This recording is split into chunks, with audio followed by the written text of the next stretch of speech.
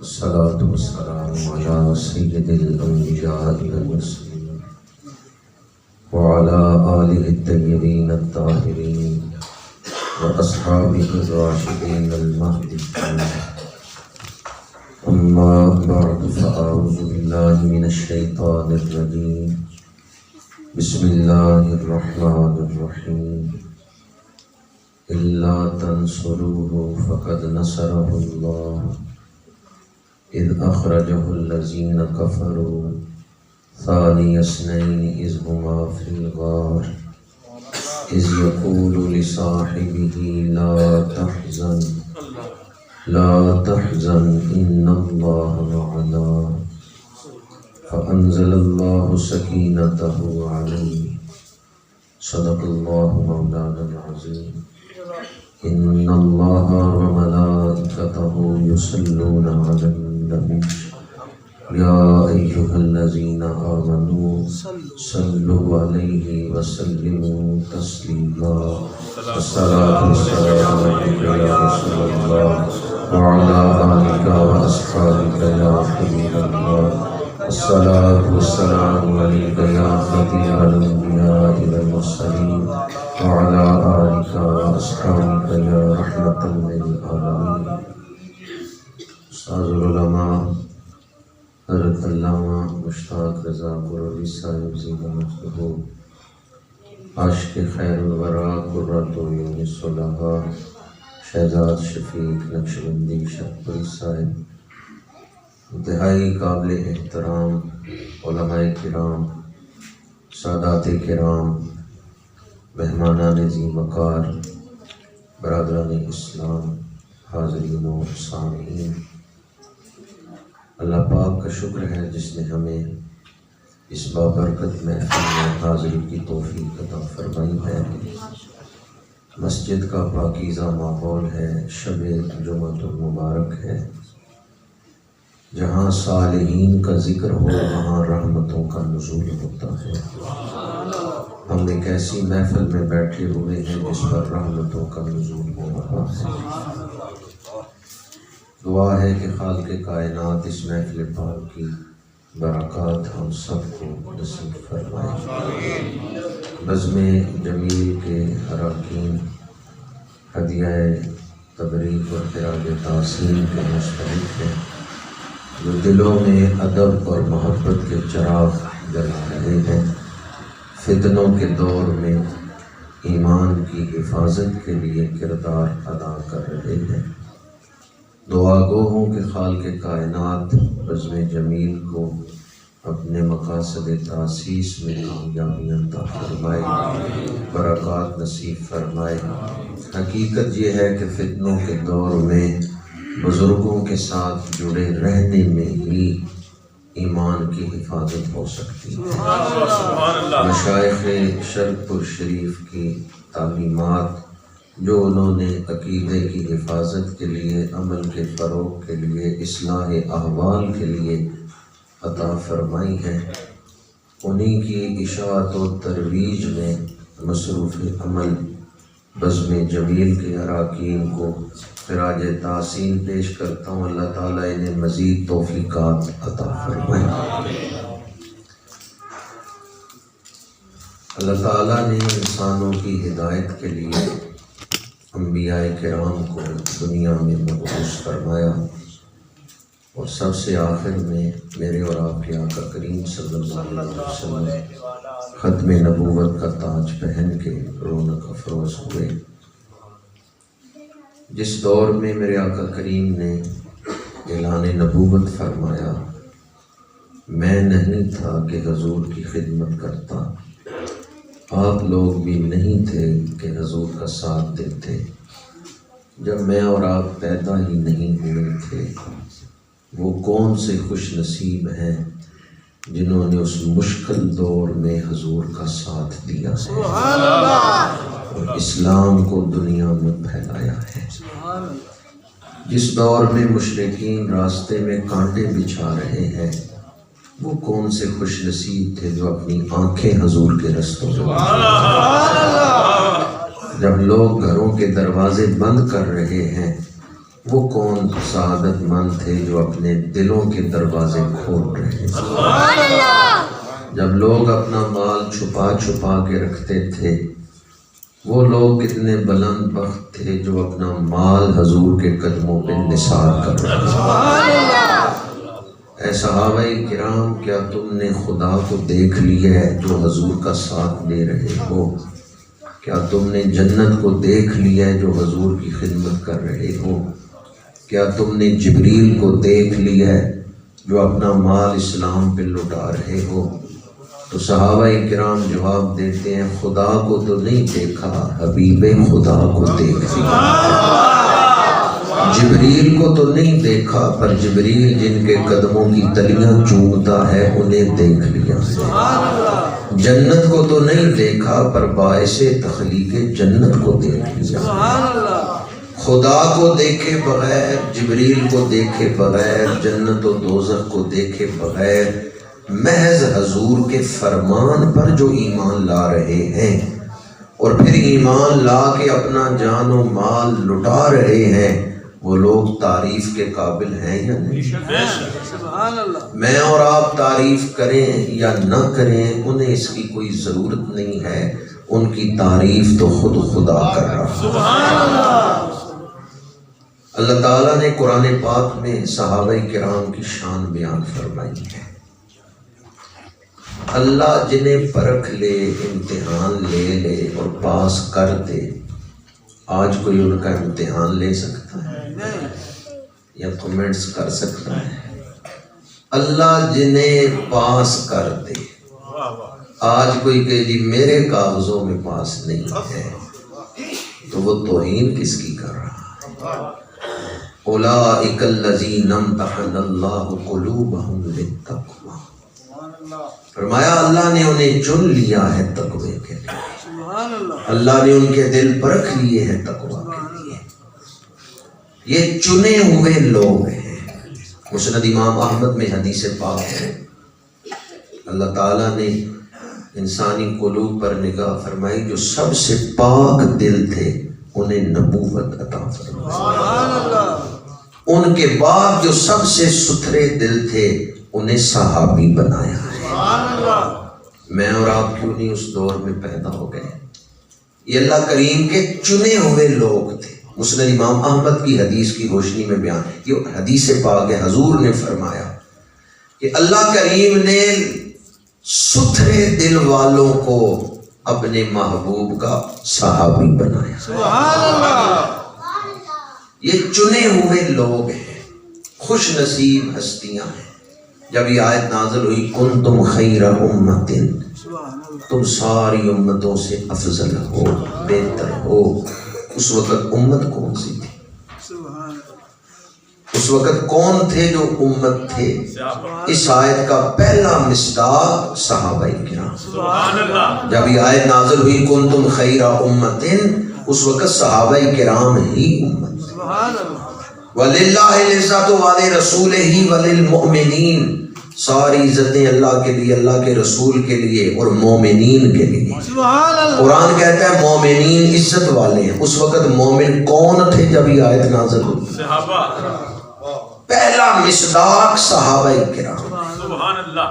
صحابہ کرام کو قرآن نے ایمان کا ماڈل قرار دیا۔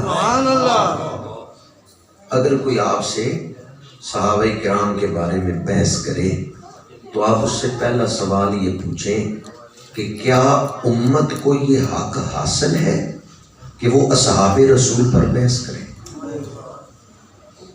سوال بنتا ہے یا نہیں بنتا؟ کیا امت کو یہ حق حاصل ہے کہ اصحاب رسول کے فیصلوں پر یا ان کے کردار پر بحث کر سکے؟ امت کو یہ حق ہی حاصل نہیں کہ اصحاب رسول پر بحث کر سکے۔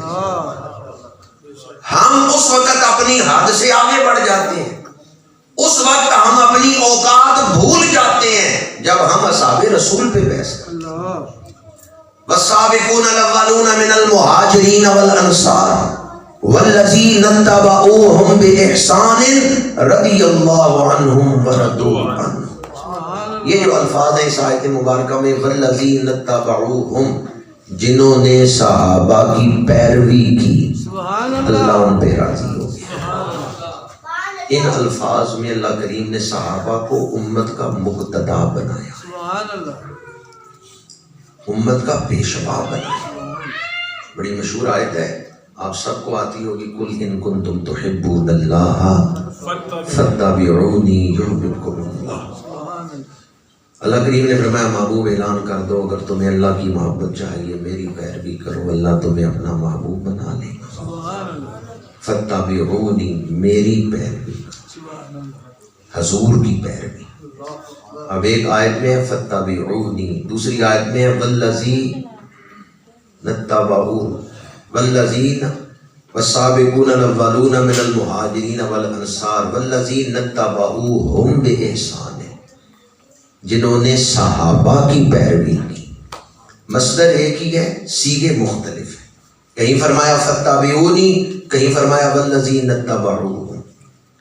ایک آیت میں ہے جس نے حضور کی پیروی کی اللہ اسے محبوب بنا لے گا، دوسری آیت میں جنہوں نے صحابہ کی پیروی کی اللہ ان پہ راضی ہو گیا۔ اب سوال یہ ہے پیروی کس کی کرنی ہے، حضور کی یا صحابہ کی؟ حضور کی۔ تو یہ جو آیت ہے جس میں فرمایا جنہوں نے صحابہ کی پیروی کی، مفسرین کہتے ہیں ان دونوں آیتوں میں مطابقت ہے، تضاد نہیں ہے۔ مطابقت کیا ہے؟ جس نے حضور کی پیروی کرنی ہے اسے صحابہ کی پیروی کرنی ہوگی۔ صحابہ کو چھوڑ کے حضور کی اتباع ممکن نہیں ہے۔ کون بتائے گا کہ سنت نبوی کیا ہے؟ یہ تو پتہ صحابہ سے ہی چلے گا۔ خدا کے بارے میں پوچھنا ہے تو حضور سے پوچھو، حضور کے بارے میں پوچھنا ہے تو صحابہ سے پوچھو۔ حضور خدا کے گواہ ہیں، صحابہ حضور کے گواہ۔ تو اس آیت نے صحابہ کی عظمت کو چار چاند لگا دیے ہیں کہ جنہوں نے صحابہ کی پیروی کی اللہ ان پہ راضی ہو گیا۔ والذین اتبعوہم بإحسان، میری کیا اوقات ہے میں ان ہستیوں کی شان بیان کروں جنہیں قرآن نے ایمان کا ماڈل قرار دیا۔ فَإِنْ آمَنُوا بِمِثْلِ مَا آمَنْتُمْ بِهِ فَقَدْ اهْتَدَوْا وَإِذَا قِيلَ لَهُمْ آمِنُوا كَمَا آمَنَ النَّاسُ۔ کتنی آیتیں ایسی ہیں جن میں اللہ کریم نے صحابہ کو ایمان کا ماڈل قرار دی، ایمان کا نمونہ قرار دی، امت کے لیے انہیں پیشوا اور مقتدا بنایا ہے۔ امام کی نماز قبول ہی نہ ہو، مقتدی کی قبول ہو جائے گی؟ تو جو آگے چل رہے ہیں اگر ان پہ اللہ راضی نہیں ہے تو پیچھے چلنے والوں پہ کیسے راضی ہے؟ جب فرمایا نا والذین اتبعوہم تو بتا دیا کہ قرآن نے انہیں مقتدا بنایا ہے، اب ان پہ بحث نہیں کرے۔ بڑی مشہور آیت اکثر آپ ربیع الاول میں سنتے ہوں گے، لقد من اللہ علی المؤمنین اذ بعث فیہم رسولا منہم یتلو علیہم آیاتہ ویزکیہم۔ حضور آئے ہیں پاک کرنے۔ فرمایا اللہ نے احسان کیا ہے مومنوں پر جب شانوں والا رسول ان میں بھیج دیا ہے، وہ انہیں قرآن کی آیتیں پڑھ کے سناتے ہیں اور پاک کرتے ہیں۔ کیا کرتے ہیں؟ حضور نے کن کو پاک کیا؟ ہم جو صحابہ کی شان بیان کرتے ہیں ہم کہتے ہیں حضور نے پاک کیا ہے، اور جو صحابہ کی بے ادبی کرتے ہیں وہ کہتے ہیں نہیں قرآن نے ویسے ہی کہہ دیا حضور نے کوئی نہیں پاک۔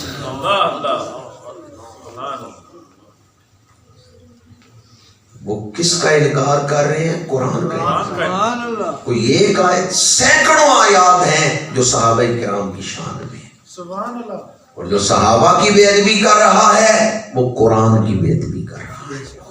فتنوں کے اس دور میں صرف احتیاط نہیں، بڑی احتیاط کی ضرورت۔ سبحان اللہ۔ اس شخص کو نہ اصول دین کا پتہ، نہ مقاصد دین کا پتہ، وہ صحابہ میں اس تاریخ کو بنیاد بنا کے، تاریخی واقعات کو بنیاد بنا کے صحابہ کرام کی بے ادبی کرتا ہے۔ تو یہ بات یاد رکھیں، امت کو حق نہیں ہے کہ اصحاب رسول پر بحث کریں۔ کلم وعد اللہ الحسنی، تمام صحابہ سے اللہ نے جنت کا وعدہ فرمایا، تمام صحابہ کرام سے اللہ نے جنت کا وعدہ فرمایا۔ نعرہ تکبیر، نعرہ رسالت، نعرہ تحقیق، ہر صحابی نبی ہر صحابی نبی محمد شان سیدنا صدیق اکبر۔ میں آپ کو قرآن کی آیتیں ہی سنا رہا ہوں۔ کلم وعد اللہ الحسنی، اللہ کریم نے تمام صحابہ سے جنت کا وعدہ فرمایا۔ یوں تو ہر صحابی کا ادب واجب ہے، ہر صحابی شان والا ہے، لیکن فضائل میں سارے صحابہ برابر نہیں۔ جس طرح نبیوں میں ہر نبی کا ادب فرض ہے ہمارے اوپر، لیکن فضیلت میں کوئی کلیم اللہ ہے، کوئی خلیل اللہ ہے، کوئی روح اللہ ہے، رسول ہے، نبی ہے، کوئی صاحب کتاب ہے، کوئی صاحب کتاب نہیں ہے۔ تو فضیلت میں سارے رسول برابر نہیں، لیکن ادب سب کا فرض ہے۔ ادب ہر صحابی کا فرض ہے، لیکن فضیلت میں سارے صحابہ برابر نہیں۔ کم و بیش 1.25 لاکھ صحابہ ہیں، حقیقی تعداد اللہ بہتر جانتے ہیں، کم و بیش 1.25 لاکھ صحابہ ہیں۔ ان میں وہ 1,500 جنہوں نے بیعت رضوان کی ہے، یہ زیادہ شان رکھتے ہیں۔ حدیبیہ کے میدان میں، صلح حدیبیہ کے موقع پر جنہوں نے بیعت رضوان کی ہے، وہ زیادہ فضیلت رکھتے ہیں۔ پھر یہ بھی سارے فضیلت میں برابر نہیں، ان میں وہ 313 زیادہ شان رکھتے ہیں جو بدر میں حضور کے ساتھ۔ سبحان اللہ۔ پھر وہ 313 بھی فضیلت میں برابر نہیں، ان میں 10 مبشرہ زیادہ شان رکھتے ہیں، جنہیں ایک نشست میں حضور نے نام لے کر جنت کی بشارت دی، وہ 10 صحابہ زیادہ شان رکھتے ہیں۔ پھر وہ 10 بھی برابر نہیں، ان میں خلفائے راشدین کی شان زیادہ ہے۔ پھر خلفائے راشدین بھی برابر نہیں، ان میں حضرت صدیق اکبر کی شان سب سے افضل اور اعلیٰ۔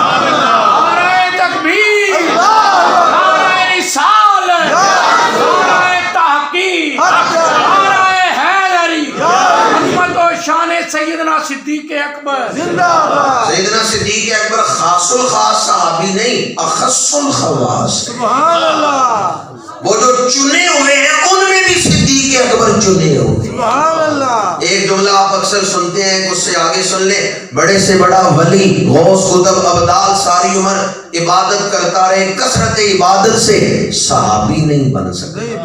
کوئی ولی کثرت عبادت سے صحابی بن سکتے ہیں؟ جس طرح اولیاء کے لیے صحابی بننا مشکل ہے، اس طرح سارے صحابہ کے لیے صدیق اکبر بننا مشکل ہے۔ اولیاء صحابی نہیں بن سکتے، صحابہ صدیق اکبر نہیں بن سکتے۔ صدیق اکبر کو وہ منفرد مقام، وہ خاص امتیازی مقام بارگاہ نبوت میں حاصل ہے۔ خطبہ کے دوران میں نے سورہ توبہ کی آیت نمبر 40 کا ایک حصہ تلاوت کی ہے، ساری آیت نہیں تلاوت کی۔ اس میں اللہ کریم نے حضرت سیدنا صدیق اکبر کو ایک تاج پہنایا ہے، ثانی اثنین، سبحان اللہ، 2 میں سے دوسرا۔ سبحان اللہ۔ ایک بات اور یاد رکھیں، پہلے ایک مسئلہ میں نے عرض کیا ہے کہ امتی کو حق نہیں اصحاب رسول پر بحث کریں۔ دوسری بات یہ یاد رکھیں کہ شان صدیق اکبر، بالخصوص افضلیت صدیق اکبر، یہ مسئلہ ظنی نہیں ہے، یہ قطعی ہے۔ سبحان اللہ۔ جس بات کا فیصلہ حضور کر دیں، کیا دوبارہ اس کو چھیڑا جا سکتا ہے؟ نہیں چھیڑا جا سکتا۔ جب حضور نے فیصلہ کر دیا تو اب کوئی بحث کی گنجائش نہیں۔ یہ قطعی بات ہے، قرآن سے، حدیث سے، اجماع صحابہ سے حضرت صدیق اکبر کی افضلیت ثابت ہو چکی ہے۔ حضرت ملا علی قاری رحمۃ اللہ تعالیٰ علیہ نے فرمایا پہلے ان کی افضلیت ثابت ہوئی ہے، بعد میں ان کی خلافت کا اظہار ہوا۔ وہ پہلا خلیفہ بننے کی وجہ سے افضل نہیں، مسئلہ سمجھ لیں، وہ پہلے خلیفہ بن گئے تو بعد میں کہا جی پہلے خلیفہ ہیں تو افضل ہیں، نہیں، وہ افضل پہلے ہیں، خلیفہ بعد۔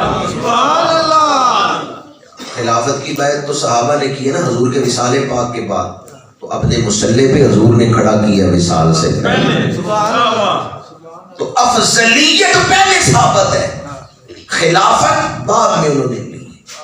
شب معراج میرے آقا کریم نے مسجد اقصی میں امامت کروائی، سارے نبی پیچھے مقتدی بن کے کھڑے ہوئے، مسجد اقصی کی امامت بیان کر کے ہم کہتے ہیں حضور نبیوں سے افضل ہیں، کیوں؟ موسیٰ پیچھے کھڑے ہیں، کلیم اللہ پیچھے کھڑے ہیں، خلیل اللہ پیچھے کھڑے ہیں، سارے نبی پیچھے مقتدی بن کے حضور امام ہیں، لہذا حضور افضل ہیں۔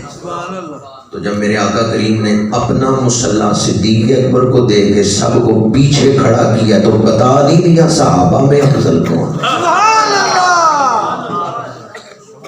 بعض لوگوں نے کہا جی ان کی جو خلافت ہے وہ سیاسی بیعت تھی، روحانی بیعت نہیں تھی، تو لہٰذا سیاسی خلافت ہے، اس میں ان کا رتبہ سب سے اول ہے، سب سے بلند ہے۔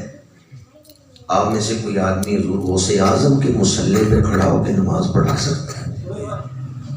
حضور غوث اعظم کے مصلی پہ کھڑا ہونا مشکل ہے، تو نبیوں کے امام کے مصلی پر کھڑا ہونا، امام الانبیاء کے مصلی پر کھڑا، کتنی بڑی ولایت کا وہ شخص حامل ہے جسے حضور اپنا مصلی عطا فرمایا۔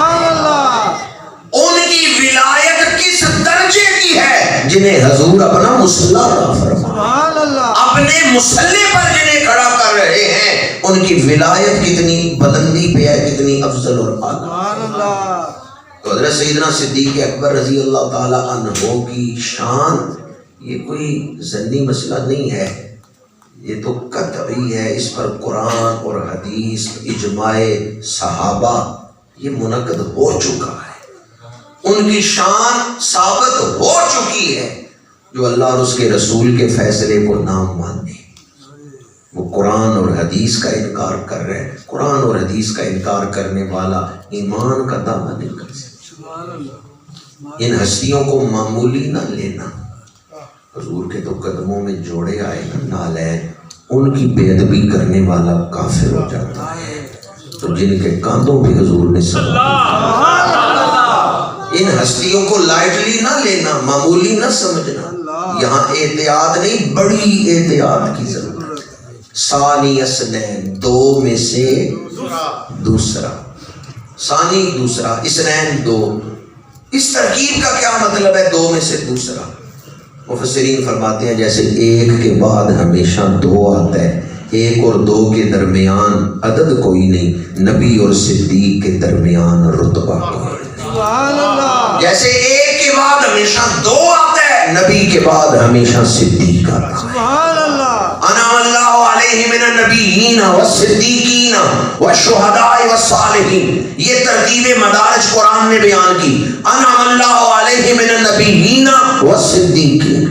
بخاری شریف میں، ترمذی شریف میں حدیث پاک ہے، میرے آقا کریم احد پہاڑ پہ تشریف لے گئے، اصحاب ثلاثہ ساتھ ہیں، احد پہاڑ خوشی سے جھومنے لگا، میرے آقا کریم نے ایڑی ماری، اسبت احد فإنما علیک نبی و صدیق و شہیدان۔ جو ترتیب مدارج قرآن نے بیان کی ہے وہی ترتیب مدارج حدیث میں ہے، قرآن نے بھی یہی بیان کی ہے، حدیث میں بھی یہی ہے، نبی کے بعد صدیق کا درجہ، جیسے ایک کے بعد ہمیشہ دو آتا ہے، نبی کے بعد ہمیشہ صدیق۔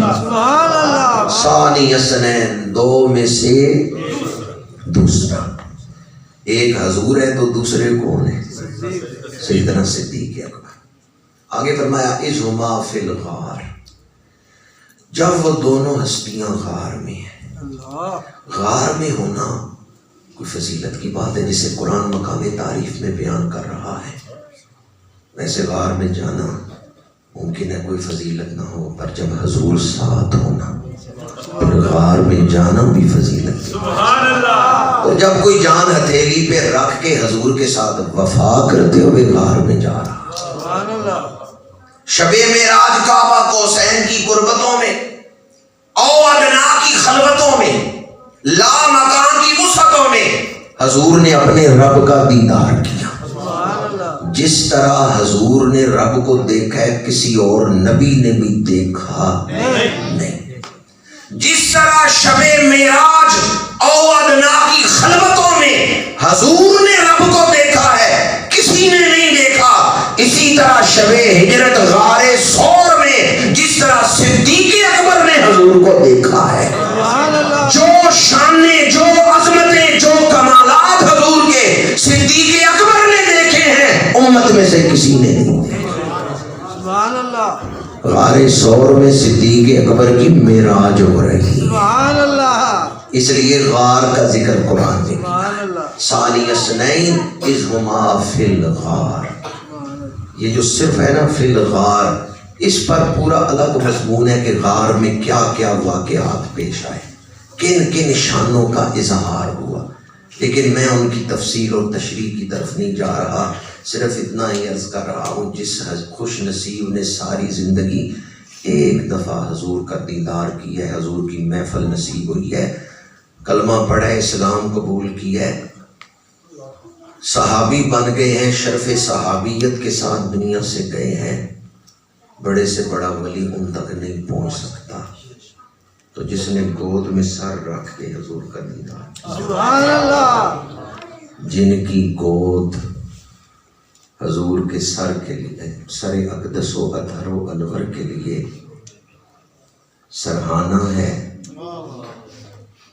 قرآن کے لیے رحل بنائی جاتی ہے، سبحان اللہ، جن کی گود رحل ہے اس قرآن ناطق کے لیے۔ سبحان اللہ، 3 دن غار میں جو شانیں حضرت سیدنا صدیق اکبر نے دیکھی ہیں، ان میں سے ایک شان جو قرآن پاک کے اندر بیان ہوئی ہے، اذ یقول لصاحبہ، جب حضور نے اپنے صاحب سے، اپنے صحابی سے فرمایا، اللہ تعالیٰ نے 15ویں پارے کی پہلی آیت میں معراج بیان کی تو فرمایا سبحان الذی اسری بعبدہ، سبحان اللہ، عبد دیگر عبدہ چیزیں دیگر، این سراپا انتظار و منتظر، عبد اور ہے عبدہ اور ہے۔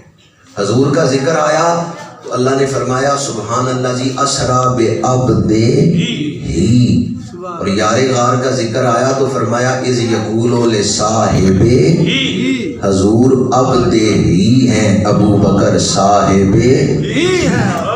جس طرح عبد ہی عباد میں سب سے افضل ہے، صاحب ہی اصحاب میں سب سے افضل ہے۔ لا تحزن ان اللہ معنا، دشمن تلاش کرتے ہوئے غار کے دہانے تک پہنچے، ننگی تلواریں ان کے ہاتھوں میں ہیں، حضرت سیدنا صدیق اکبر گھبرائے ہیں کہ اگر انہوں نے پیروں کی طرف جھک کے اندر دیکھا تو حضور نظر آ جائیں گے، اپنی جان کا کوئی خطرہ نہیں حضرت صدیق اکبر کو، اگر اپنی جان کا خطرہ ہوتا تو رات کے اندھیرے میں حضور کے ساتھ نکلتے ہی نہ، اپنی جان کا خطرہ ہوتا تو مشکل ترین سفر میں حضور کے ساتھ نہ نکلتے۔ حضرت سیدنا صدیق اکبر کو اپنی جان جانے کا کوئی ڈر یا غم نہیں تھا، وہ تو گھبرائے حضور کے لیے کہیں دشمن حضور کو نقصان نہ پہنچائے، تو میرے آقا کریم نے فرمایا لا تحزن، ابو بکر غم نہ کرو، ان اللہ معنا، بے شک اللہ ہمارے ساتھ ہے، میرے ساتھ ہے یا ہمارے ساتھ ہے، بے شک اللہ ہمارے ساتھ۔ حضرت سیدنا صدیق اکبر کو اس وقت اللہ تعالیٰ کی معیت حاصل تھی، پر وہ معیت جو متقین کو حاصل ہے۔ اللہ تعالیٰ کی معیت کی مختلف قسمیں ہیں، ایک قسم ہے وَهُوَ مَعَكُمْ أَيْنَمَا كُنْتُمْ، مسلمان ہو کافر ہو اللہ سب کے ساتھ ہے، وَهُوَ مَعَكُمْ أَيْنَمَا كُنْتُمْ، تم جہاں کہیں بھی ہو اللہ تمہارے ساتھ، یہ عام معیت۔ دوسری ہے خاص معیت، یہ نیک لوگوں کو حاصل ہے، وَاعْلَمُوا أَنَّ اللَّهَ مَعَ الْمُتَّقِينَ، اللہ تقوی والوں کے ساتھ ہے۔ یہ عام معیت نہیں، یہ خاص معیت ہے۔ یہ عام اور خاص کا فرق بیان کر جاؤ۔ آپ گلی میں سے گزر رہے ہیں، تو فقیر آپ کے سامنے مانگنے والا وہ سوال کر رہے ہیں مجھے کچھ دے دیں، آپ نے نہیں دیا. اس نے کہا 5 روپے دے دیں، آپ نے نہیں دیے.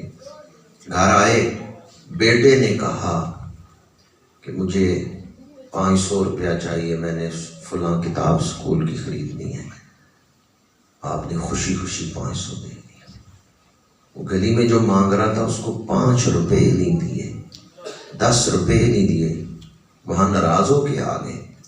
یہاں آپ نے 500 دے دیے. وہ جو گلی میں مانگ رہا تھا قریب تو وہ بھی تھا، وہ آپ کے سامنے ہی کھڑا تھا. قریب تو تھا پر دل کے قریب نہیں تھا. بیٹا دل کے قریب تھا. بیٹے نے انگلینڈ سے فون کیا مجھے اتنے پیسے بھیجیں، یونیورسٹی میں بھیجنے. آپ نے یہاں سے بھی، جسم تو دور تھا پر دل، یہ خاص معیت. وَهُوَ مَعَكُمْ أَيْنَمَا كُنْتُمْ، یہ عام معیت ہے، سب کو حاصل ہے. وَاعْلَمُوا أَنَّ اللَّهَ مَعَ الْمُتَّقِينَ، یہ معیت نیکوں کو، متقین کو حاصل ہے. ایک اس سے بھی اوپر معیت ہے جو رسولوں کو، نبیوں کو حاصل ہے. ایک خاص الخاص معیت ہے جو صرف حضور کو حاصل ہے. حضرت صدیق اکبر تھے متقین کی معیت پر. میرے آقا کریم نے جب فرمایا نا ان اللہ معنا، تو حضور نے حضرت صدیق اکبر کو معراج کروائی ہے. متقین کی معیت الہیہ والے مقام سے اٹھا کے اپنی معیت الہیہ کا مشاہدہ کروا دیا. ساری امت میں سے اگر کسی کو اپنے ساتھ معیت الہیہ میں شامل کیا ہے تو صرف حضرت صدیق اکبر کو شامل. اس لیے میں کہہ رہا تھا اولیاء کے لیے صحابی بننا مشکل ہے، صحابہ کے لیے صدیق اکبر بننا مشکل. نعرہ تکبیر، نعرہ رسالت، نعرہ تحقیق، عظمت و شان سیدنا صدیق اکبر. اپنے ساتھ معیت الہیہ میں حضور نے کسی کو شامل کیا ہے تو کس کو شامل کیا ہے؟ ساری امت میں سے کس کو اپنے ساتھ شامل کیا ہے؟ اب ایک سوال ہے، کیا وہ صرف غار کی حد تک ہے یا ہمیشہ کے لیے؟ سوال سمجھ آ گئے؟ کیا وہ اس لمحے کے لیے ہے یا ہمیشہ کے لیے وہ معیت بخش دی؟ علماء بیٹھے ان سے پوچھیں. ایک ہوتا ہے جملہ فعلیہ جو وقت کے ساتھ خاص ہوتا ہے، ایک ہوتا ہے جملہ اسمیہ، اس میں دوام ہوتا ہے، استمرار ہوتا ہے. محمد الرسول اللہ، محمد اللہ کے رسول تھے یا ہیں؟ جملہ فعلیہ میں کوئی زمانہ، ماضی، حال یا مضارع پایا جاتا ہے. اسمیہ میں زمانہ نہیں ہوتا، ہمیشگی ہوتی، دوام، استمرار. ان اللہ معنا، یہ جملہ اسمیہ ہے. یہ جملہ فعلیہ نہیں، اسمیہ ہے. حضور پر نہیں میں دوام ہوتا ہے. لا تحزن ان اللہ معنا. حضور نے فرمایا ابو بکر زندگی میں کبھی نہ گھبرانا، اللہ ہمیشہ ہمارے ساتھ. اللہ صرف ہمیشہ میرے ساتھ ہے یا ہمیشہ ہمارے ساتھ؟ یہ حضرت صدیق اکبر کی شان قرآن سے سمجھے. مولا علی شیر خدا فرماتے ہیں حضور کے وصال کے بعد جب فتنے اٹھے کئی بہادر صحابہ گھبرا گئے، ابو بکر نہیں گھبرا. ابو بکر قائم رہے. عظیمت کی شان ظاہر ہوئی. کیوں؟ غار میں حضور نے فرما دیا تھا ان اللہ معنا. ابو بکر نہ گھبرانا، اللہ ہمیشہ. اللہ صرف چند گھڑیوں کے لیے ساتھ ہے یا ہمیشہ؟ یہ جملہ اسمیہ کا معنی میں آپ کے سامنے کر رہا ہوں. حضرت صدیق اکبر کو معیت الہیہ کے جس مقام پر غار ثور میں حضور نے پہنچایا ہے، کاش کوئی قرآن کی روشنی میں اسے سیکھتا، اسے سمجھتا. اسی لیے تو حضرت داتا صاحب نے کشف المعجوب تصوف کے باب میں لکھا ہے ان صفا صفات الصدیق ان اردت صوفیان علی التحقیق. اگر تو اللہ کا ولی بننا چاہتا ہے ابو بکر کی غلامی کے بغیر ممکن نہیں. صدیق اکبر کی بے ادبی کر کے ملک ولایت میں نہیں کوئی داخل ہو سکتا. ملک ولایت میں یہ کون لکھ رہے ہیں؟ سید علی حجویری. دادا صاحب کون ہے؟ سید۔ آج کل ایک کلمیہ یہ بھی ہے شان صحابہ یا شان صدیق اکبر بیان کریں تو پست ذہنوں میں خیال آتا ہے کہ یہ اہل بیت کی شان گھٹا رہے ہیں، یہ اہل بیت سے بغض رکھتے ہیں، یہ اہل بیت سے محبت نہیں کرتے۔ مجھے بتائیں اعلیٰ حضرت اہل بیت سے محبت نہیں کرتے تھے؟ جنہوں نے لکھا ہے کیا بات رضا اس چمنستان کرم کی، زہرا ہے کلی جس میں حسین اور حسن۔ کیا امام ربانی مجدد الفسانی اہل بیت سے محبت نہیں کرتے تھے؟ امام ربانی نے لکھا ہے ایمان پر خاتمے میں محبت اہل بیت کا بڑا عمل دخل ہے، یہ امام ربانی نے فرمایا۔ 1400 سال کی تاریخ میں وہ اکابرین جنہوں نے افضلیت صدیق اکبر پہ کتابیں لکھی ہیں، آپ ان سب کی طرف بغض اہل بیت منسوب کر رہے کہ شان صحابہ بیان کر کے وہ اہل بیت کی شانیں گھٹا رہے ہیں۔ نا شان صحابہ اپنے مقام پر، شان اہل بیت اپنے مقام پر، فضائل اپنے اپنے ہیں، پر محبتیں دو نہیں، محبت ایک ہی ہے۔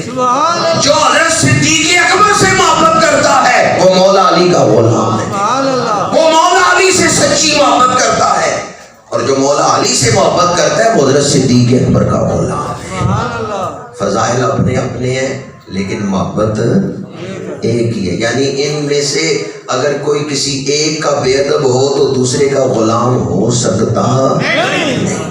حضرت سیدنا صدیق اکبر کی بے ادبی کر کے کوئی مولا علی کا غلام نہیں کہلا سکتا، مولا علی اسے نہیں قبول کریں گے، نہیں قبول کریں گے جو حضرت صدیق اکبر کی بے ادبی کرے، اور جو مولا علی کی بے ادبی کرے اسے حضرت صدیق اکبر قبول نہیں کرے۔ محبت ایک ہے۔ خدا را اسلام پر رحم کرے۔ اس دور میں اگر آپ اسلام کی کوئی خدمت نہیں کر سکتے تو کم از کم نقصان تو نہ پہنچے۔ یہ اسلام کے دشمنوں نے مسلمانوں میں یہ بات ڈالی، اور وہ جو سب سے بڑے گواہ ہیں حضور کی شانوں کے، ان پر اعتراض کر رہے ہیں، ان صحابہ کرام کی بے ادبی کر رہے ہیں۔ صحابہ کا بے ادب ایمان لے کے نہیں دنیا سے جاتا، اس لیے اپنے ایمان کی فکر کرتے ہوئے قرآن اور حدیث کی روشنی میں، جس کو قطعی اور ظنی کا ہی نہ پتا ہو، جس کو خبر واحد اور متواتر کا ہی پتہ نہ ہو، لوگ حدیث بیان کر کے نا تو افضلیت ثابت کرتے ہیں۔ یاد رکھیں خبر واحد سے فضیلت ثابت ہوتی ہے، افضلیت نہیں ثابت۔ افضلیت کے لیے حدیث متواتر کی ضرورت ہوتی ہے۔ اب جس کو پتہ ہی نہیں متواتر کیا ہے اور خبر واحد کیا ہے، دین کوئی کھلا پڑا ہوا سودا ہے جس کا وارث ہی کوئی نہیں، جو چاہے اٹھا کے لے جائے۔ کیا دین کے سودے کا کوئی وارث ہی نہیں ہے جس کے منہ میں جو آئے وہ کہتا رہے اور عقیدے امت کو سناتا رہے؟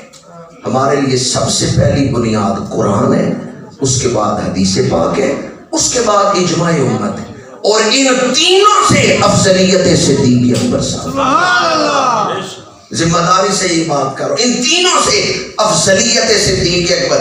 وَسَيُجَنَّبُهَا الْأَتْقَى الَّذِي يُؤْتِي مَالَهُ يَتَزَكَّىٰ۔ شاہ عبدالعزیز فرماتے ہیں صحابہ متقی ہیں، ابو بکر اتقیٰ ہے، اور اتقیٰ اس میں تفضیل کا صیغہ ہے جس میں مقابلتاً معنی پایا جاتا ہے۔ آسان سی بات کر رہا ہوں، ان اللہ معنا، حضور نے کیا فرمایا؟ ابو بکر اللہ ہمیشہ ہمارے ساتھ۔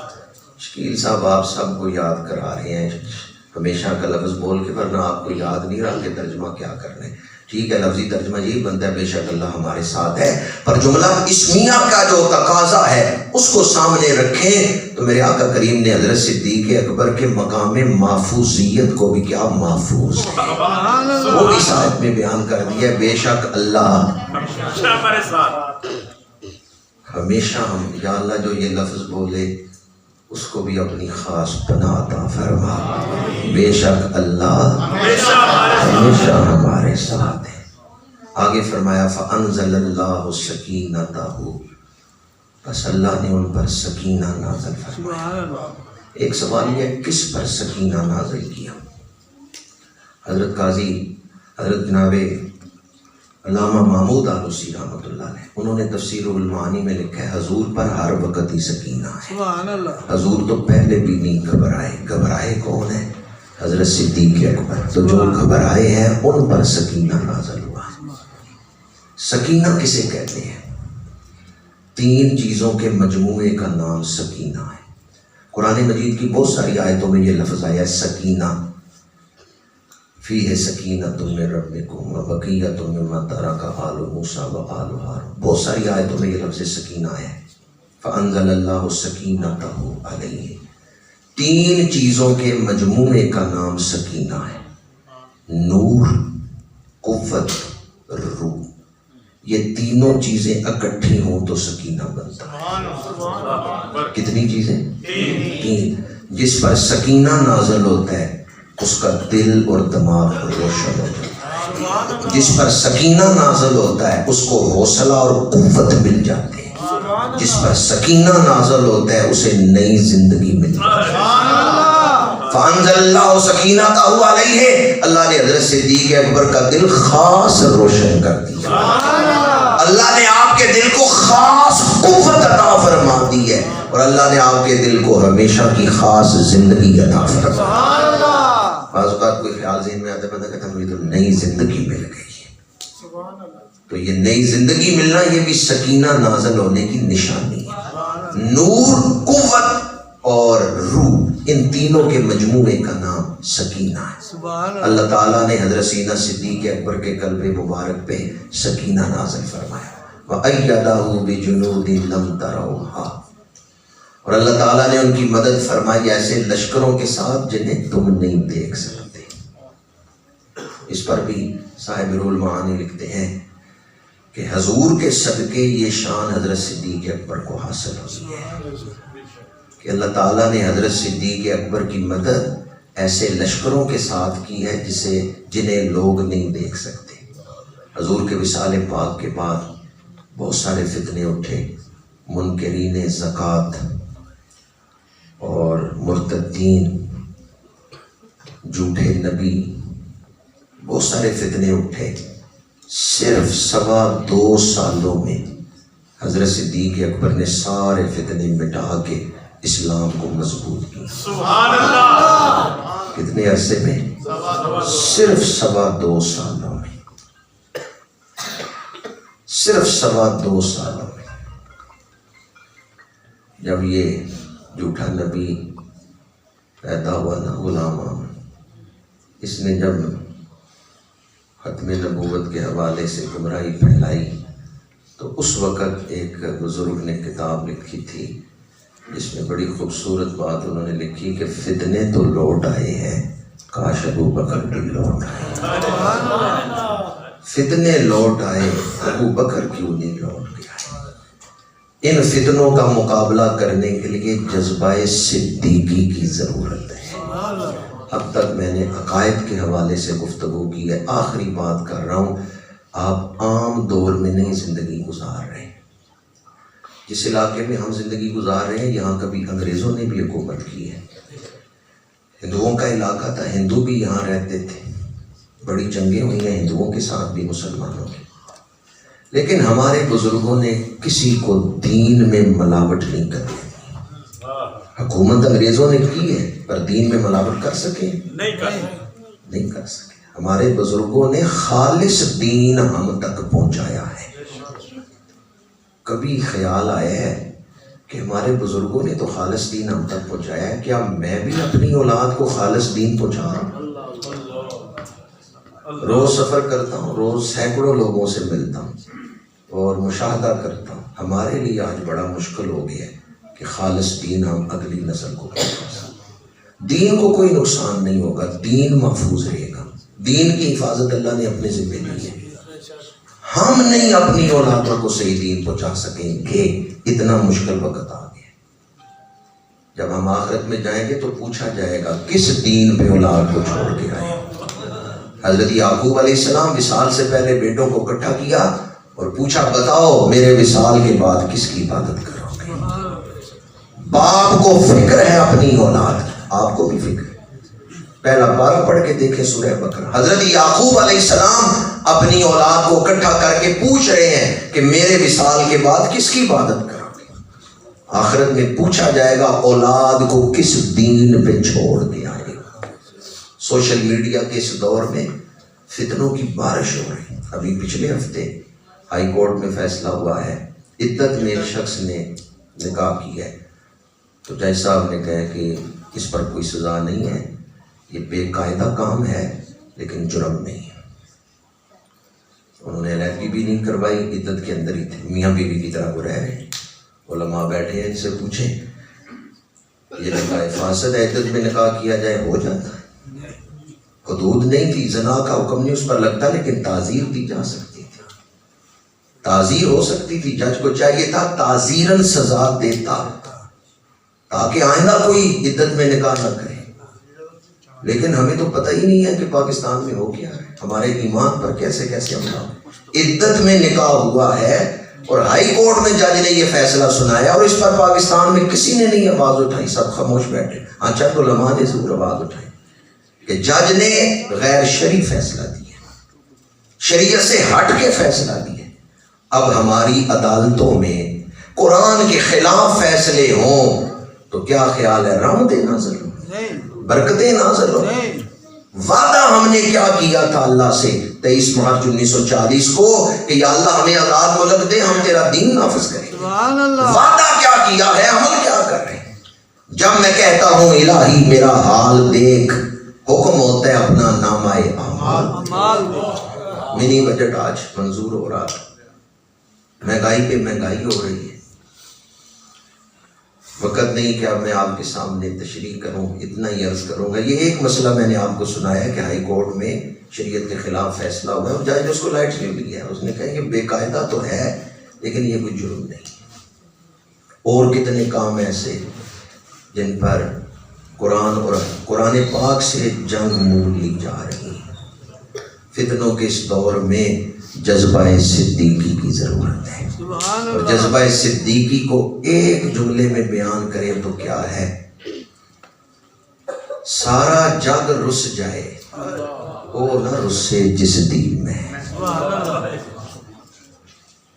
او نہ رسے جس دی میں توڑے رسے ساری نے۔ سارا جہان ناراض ہو جائے پرواہ نہیں ہے، حضور نہ ناراض۔